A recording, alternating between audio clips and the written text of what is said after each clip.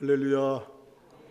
예배를 통해서 주님 만나는 귀한 은혜의 시간 될 수 있기를 소망합니다.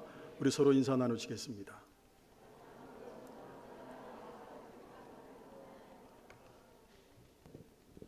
기도의 부흥, 말씀의 부흥, 섬김의 부흥, 선교의 부흥, 진천과 한국과 세계를 예수마을로 만들어가는 교회.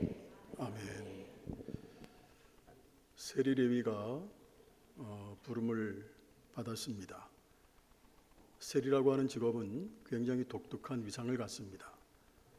먼저 금전적인 면에서 보게 되면 일반 사람들보다 굉장히 부자였습니다.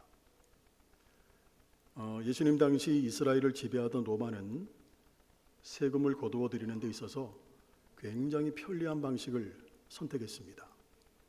그러니까 로마 제국이 직접 세금을 거두지 않고 그 나라 사람 중에서 먼저 세금을 내는 사람들에게 세금을 거둘 권리를 줬습니다. 물론 세금을 거둘 권리를 받은 사람은 자신이 로마 제국에 낸 것보다 더 많은 세금을 거둘 수 있다는 거, 이건 말할 필요가 없겠죠. 그러므로 세리가 된다는 자체는 어느 정도 재정적인 능력이 있다는 겁니다. 거기다가 정해진 세금보다 더 높은 세금을 거둬들였기 때문에 부를 쌓을 수 있었습니다. 그래서 항상 부자라는 소리를 들었습니다. 반면에 사회적으로는 굉장히 낙인 찍히는 직업이었습니다. 정복자인 로마에 빌붙어 가지고 유대 동족들에게 높은 세금을 물리는 일 때문에 세리라는 직업 자체는 매국노라는 단어와 똑같이 취급이 되었습니다. 또 같은 맥락으로는 종교적으로는 하나님의 백성들을 굉장히 괴롭히고 못 살게 구는 역할을 세리가 했기 때문에 죄인이라는 대명사가 항상 붙었습니다. 이런 세리들에 대해서 그 당시 유대인들이 가지고 있었던 일반적인 생각은 유대 속담에서도 잘 드러납니다. 속담을 보게 되면 산에는 산적이 있고 마을에는 세리가 있다. 그만큼 세리는 배척을 받는 직업이었습니다. 그런데 예수님은 그런 직업을 갖고 있는 레위를 제자로 부르셨어요. 레위는 기뻐서 예수님을 따랐습니다. 너무 기쁜 나머지 잔치를 벌였습니다. 그리고 예수님을 대접했습니다. 그 자리에는 세리의 친구들도 함께 했습니다. 자, 그렇다면 그의 친구들이라면 어떤 사람들이겠습니까? 유대 사회 속에서 죄인으로 낙인 찍혀서 사람들이 멀리하는 사람들이었습니다. 세리들, 창녀들, 유대 사회 속에서 업신여김을 받는 그런 부류의 사람들이었습니다. 이들은 그 시대에 모두가 죄인으로 취급받던 그런 사람들입니다. 바리새인들과 서기관들은 그들과 함께 있는 예수님과 제자들을 이해할 수가 없었어요. 자신들처럼 고귀한 사람들과 함께 어울려야지 어떻게 저런 죄인들과 어울릴 수 있을까라고 생각했습니다. 그래서 제자들에게 비아냥거리는 투로 이렇게 말을 합니다. 30절 보겠습니다. 바리새인과 그들의 서기관들이 그 제자들을 비방하여 이르되 너희가 어찌하여 세리와 죄인과 함께 먹고 마시느냐. 자, 너희가 어찌하여 세리와 죄인과 함께 먹고 마시느냐. 그러니까 너희가 지금 함께 먹고 마시는 사람들이 세리와 죄인인 거 알지 못하느냐? 그런 자들과 함께 한다면 너희들도 똑같이 더러운 사람이 되는 거야. 그런 사람들은 뭘 해야 되는 거 아니야? 뭐 이런 뉘앙스로 지금 말하고 있는 거예요. 근데 예수님은 전국을 찌르는 말씀을 하십니다. 31절로 32절 우리 같이 한번 읽어보겠습니다.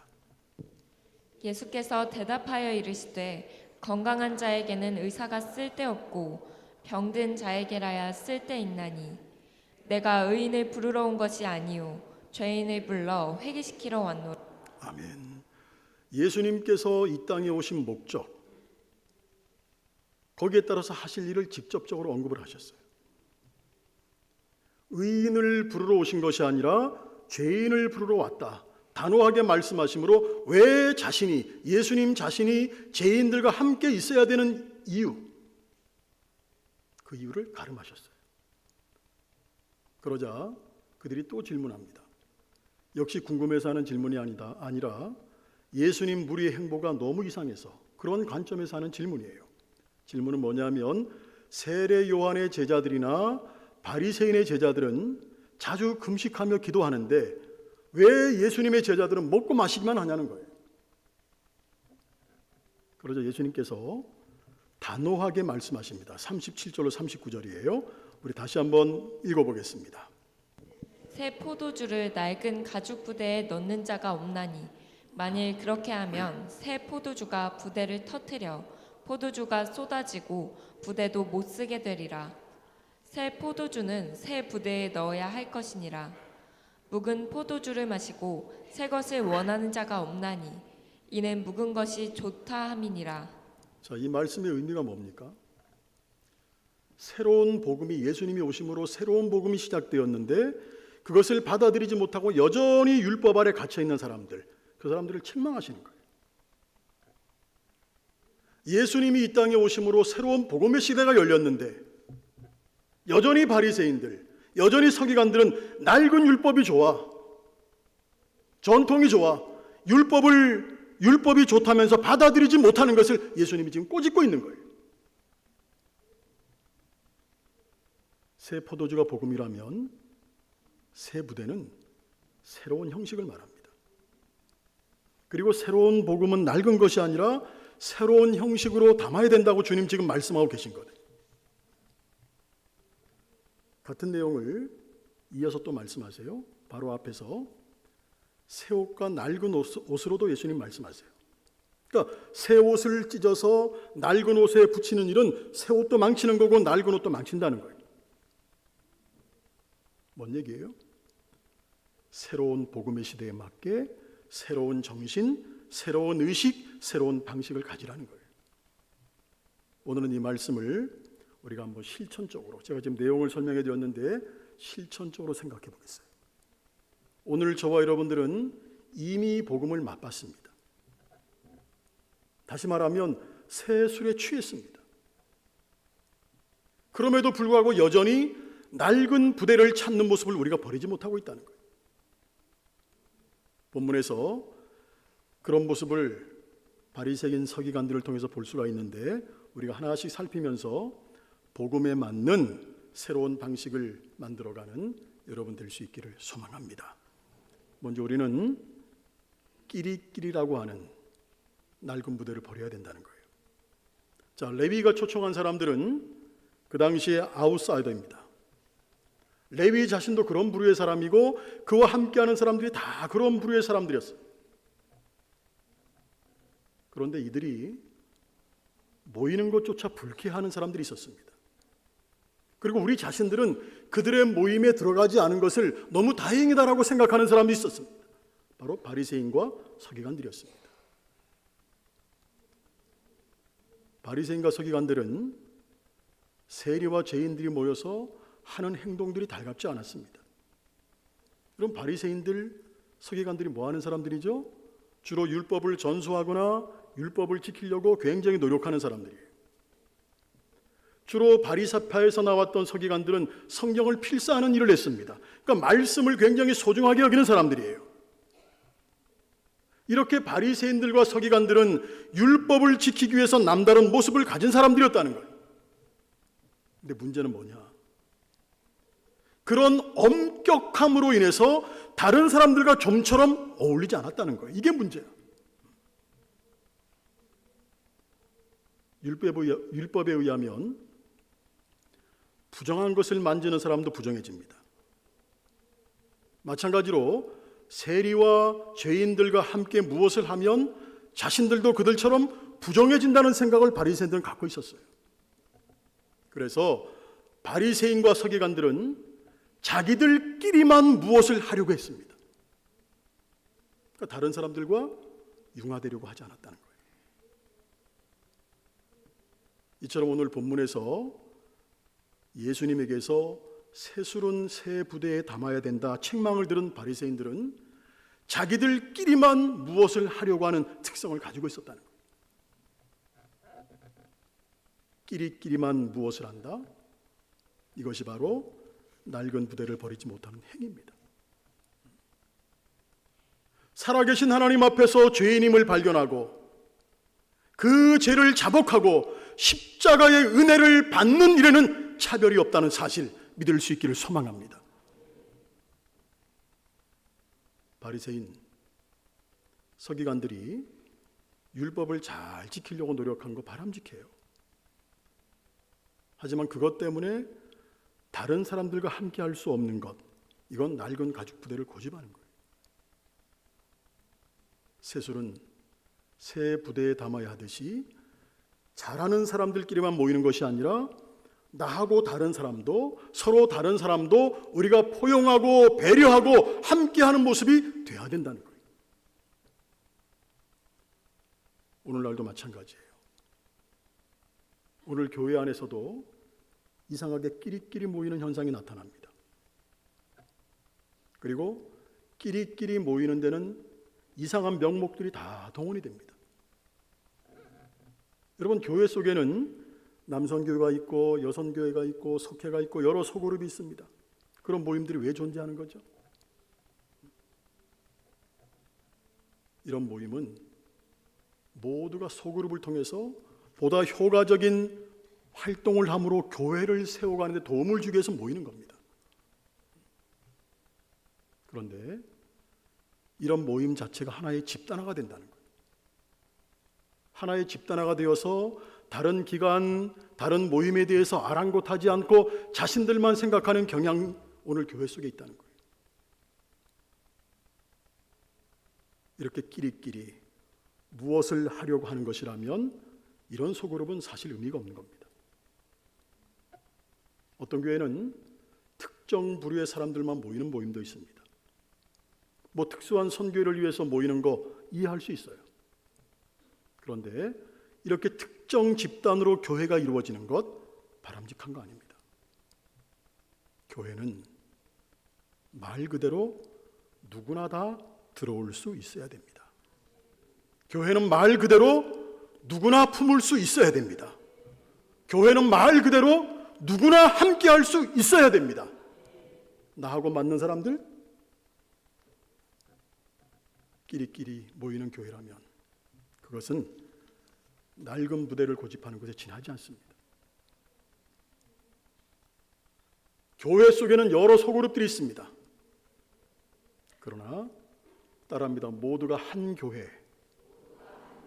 여러 소그룹들이 있지만 모두가 한 교회를 이루어가야 된다는 거예요. 그리고 교회 자체는 특수한 사람들만의 모임이 되어서는 안 됩니다.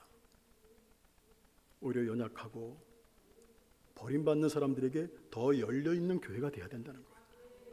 배우지 못하고 소외되고 없는 사람들에게 가까이 갈 수 있는 교회가 되어야 된다는 거예요. 그게 복음에 맞는 교회고 세수를 담는 새 부대라는 사실, 여러분들이 기억하시길 바랍니다.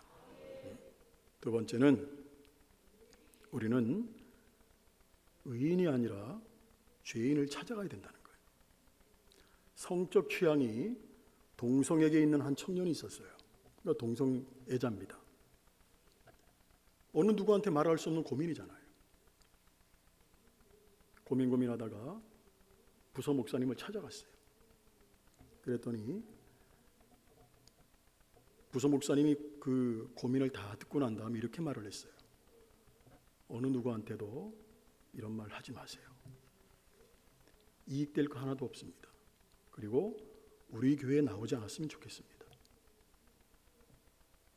당신 같은 사람으로 물을 흐리면 안 될 것 같습니다.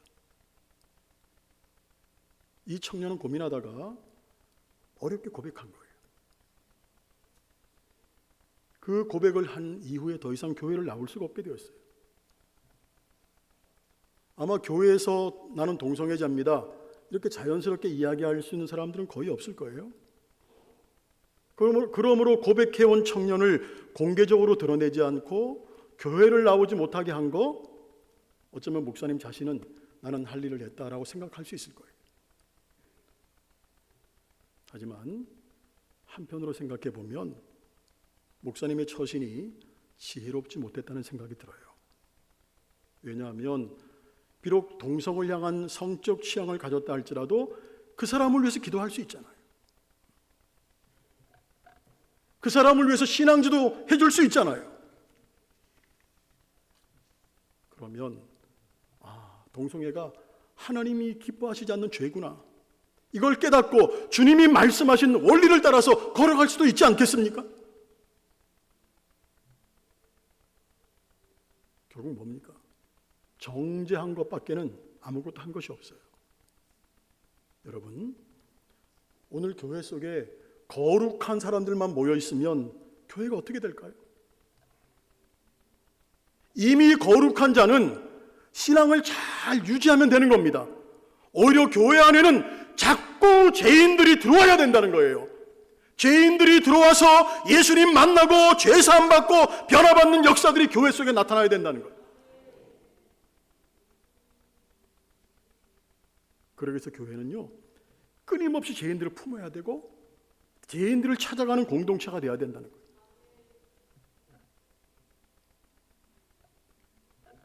거룩한 사람들만 찾아서 모임을 갖다 보면 구원받은 사람들끼리만 모여있는 교회가 됩니다. 그런 교회요, 건강하지 않아요. 본문에서 서기관과 바리새인들이 세리와 죄인들을 멀리해요. 죄인이라고 낙인 찍혔기 때문에 멀리하는 거예요. 이게 바로 낡은 부대입니다.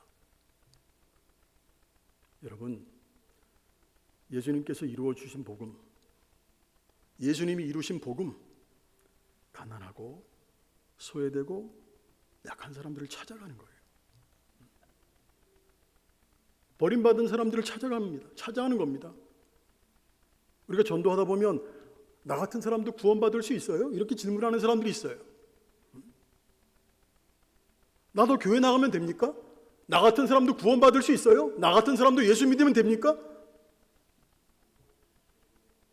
나도 구원받을 수 있습니까? 질문하는 사람들에게 당신도 하나님이 사랑하십니다. 당신도 구원받을 수 있습니다. 이거 알려야 되는 거예요.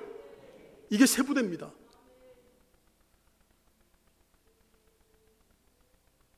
물론 죄인을 찾아가는 것이 죄인과 똑같아져야 된다는 건 아니에요. 예수님 항상 죄인들하고 함께 있었잖아요. 그들과 먹고 마셨잖아요. 하지만 예수님 죄가 없으셨어요. 마찬가지예요. 죄인들을 오게 하는 교회가 된다고 해서 죄인과 똑같아지라는 거 아니에요. 따라합니다. 교회는 거룩해야 한다. 할렐루야. 죄인들이 교회에 꺼리낌 없이 들어와서 그들도 제사함 받고 거룩해지는 모습이 교회 속에 일어나야 된다는 거예요. 그것이 주님의 복음을 담는 새로운 부대예요. 마지막 하나는 우리는 형식이 아니라 본질, 실질을 추구해야 된다는 거예요. 많은 사람들이 형식에, 눈에 보여지는 형식에 이게 매일 때가 굉장히 많아요. 그게 중요한 것이 아니거든요. 바리새인 서기관들은 금식하며 기도하는 문제로 화제를 돌려요. 더구나 세리 요한의 제자들, 바리새인의 제자들 정기적으로 금식했어요. 기도했어요. 그러니까 자신감이 있는 거야. 자신들 하고 있으니까. 그래서 이야기하는 거예요. 그에 비하면 예수님과 제자들은 지금 뭐 하고 있습니까? 먹고 마시는 자리에 있어요.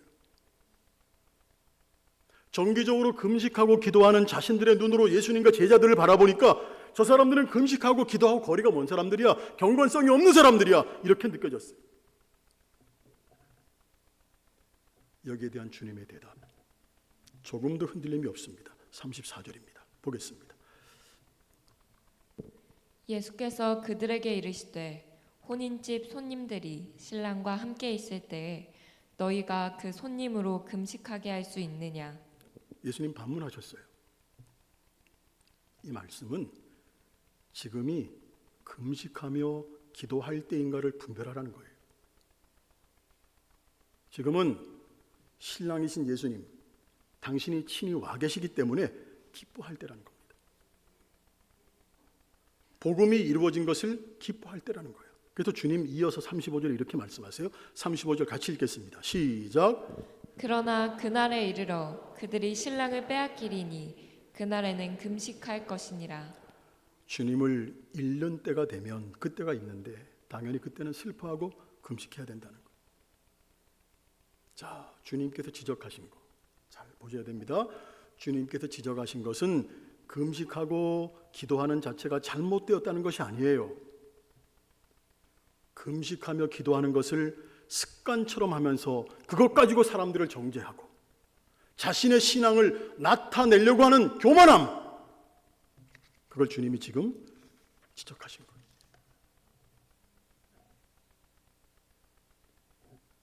금식기도 많이 했다고 신앙이 좋은 것이고 그렇지 못했다고 신앙이 작은 것이 아니라는 거예요. 단지 얼마나 자주 그렇게 하느냐를 이야기할 것이 아니라 얼마나 그 본질적인 내용을 알차게 하느냐, 주님이 지금 묻고 계신 거예요. 이미 말씀드린 대로 주님이 이 땅에 오신 목적이 뭡니까? 건강한 자에게 의원이 필요 없는 것처럼 주님이 이 땅에 오신 목적이 뭐예요? 오늘 말씀에 있잖아요. 죄인들을 불러서 뭐 시키려고? 회개시키려고 이 땅에 오셨어요. 바리새인 또 그의 제자들, 바리새인의 제자들이 아무리 금식하며 기도하는 일을 많이 하면 뭐 합니까? 오늘 교회 속에도 그럴 수 있어요. 아무리 기도하면 뭐 합니까? 자신이 고침받아야 되는 병자인데 그것도 모르고 있는데.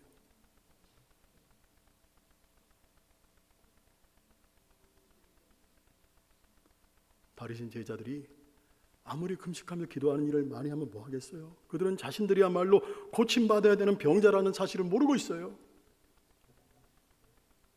자신들이 구원받아야 되는 죄인이라는 걸 모르고 있는데 시시때 때마다 하는 금식 기도가 이게 무슨 소용이 있느냐는 거예요. 여러분, 금식하며 기도하는 것은 하나님을 찾는 거예요.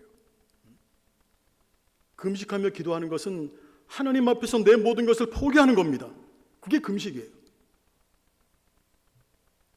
하지만 그 실질적인 본질, 그 실제적인 내용을 쏙 뺀 채로 신앙의 경력의 하나로 금식하며 기도하는 거 아무 소용이 없는 겁니다.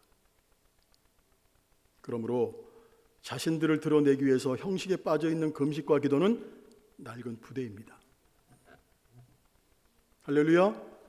반면에 하나님 앞에서 죄인임을 깨닫고 오직 예수님만 바라보고 믿음으로 응답하는 것은 새 부대입니다. 새술은 새 부대에 담아야 됩니다. 내가 형식에 치우쳐서 몇 번 했느냐? 난 보여주기 위해서 거기에 관심을 가질 것이 아니라 그 순간 주님 앞에 온전하게 서서 죄사함을 받고 은혜를 입는 사람들이 되어야 된다는 거예요. 이것이 본 내용을 추구하는 새 부대예요.